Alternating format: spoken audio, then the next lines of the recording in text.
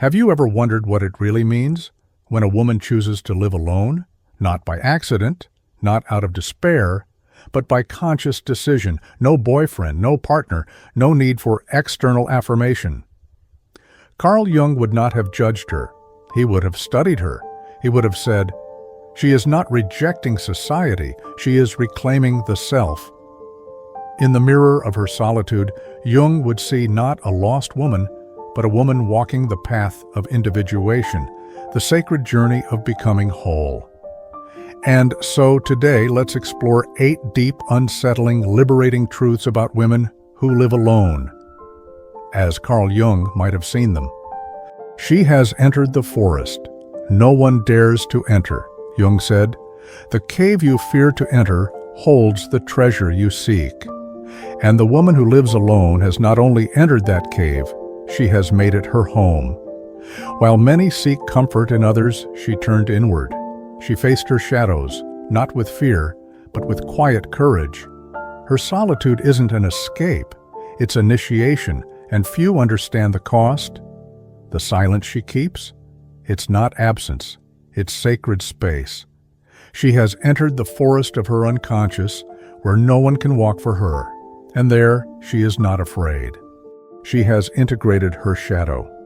Most people live in fragments, good girl, nice girl, pleasing girl.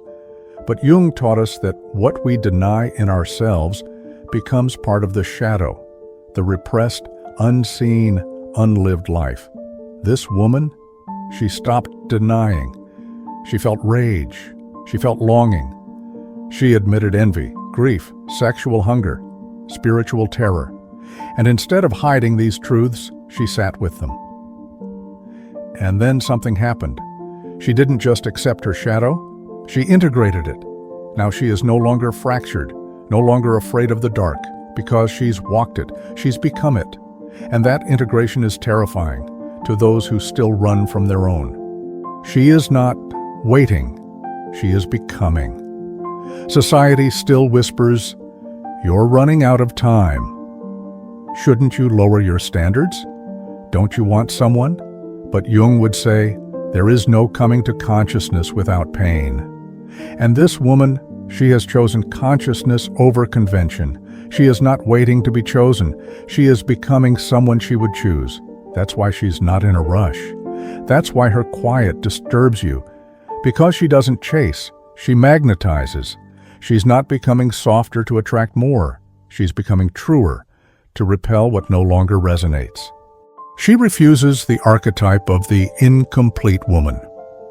From fairy tales to films, we've been told a woman alone is lacking. But Carl Jung would disagree.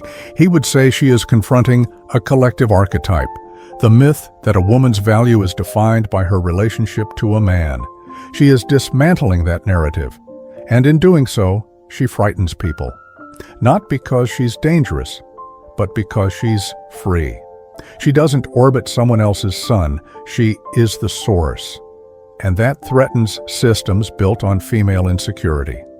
She lives in authenticity, not approval. Jung said, "Where love rules, there is no will to power, and where power predominates, their love is lacking." This woman has stopped performing, stopped adjusting, stopped dimming. She's no longer willing to make herself small so others feel big. She's learned that approval is cheap when authenticity is sacrificed. Now, her yes means everything because she has no problem saying no. And people resent that because they can no longer control her.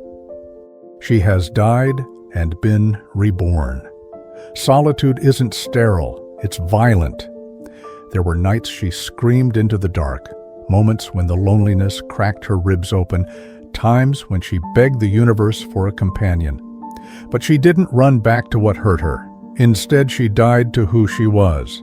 And like the phoenix or the hero in Jungian myth, she rose again. She is reborn from the ashes of her own illusions.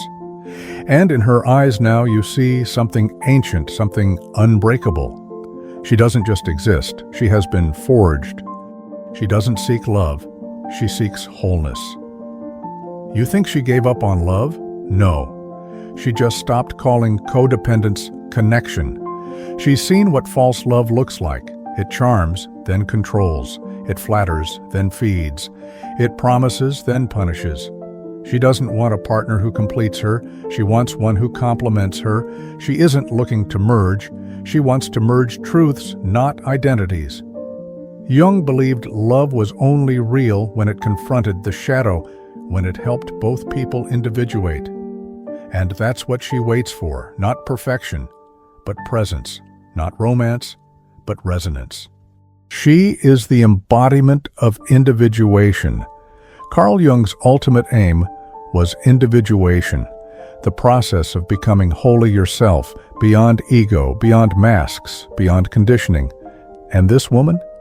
She has walked that road, sometimes crawling, sometimes in silence, sometimes in flames. But she got there. She no longer asks, "Am I lovable?" She asks, "Does this love honor who I've become?"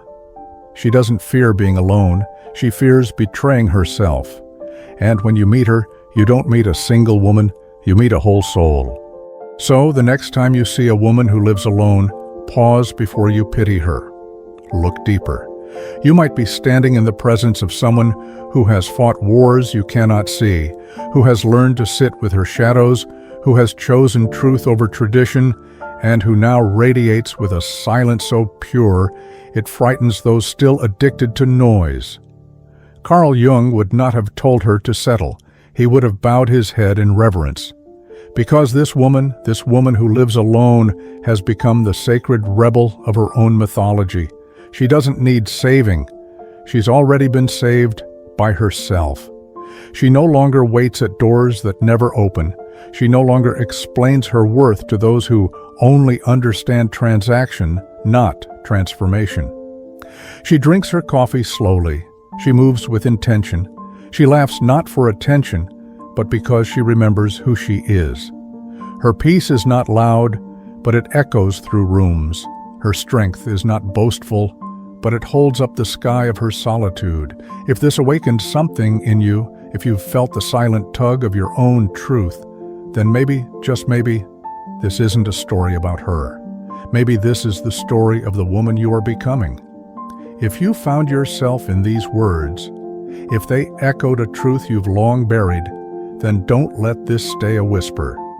Subscribe for more soulful psychology, like if you've walked this path of becoming, and comment below, what part of your story are you now ready to rewrite? Together, let's honor the silent power of women who walk alone, but are more whole than ever before.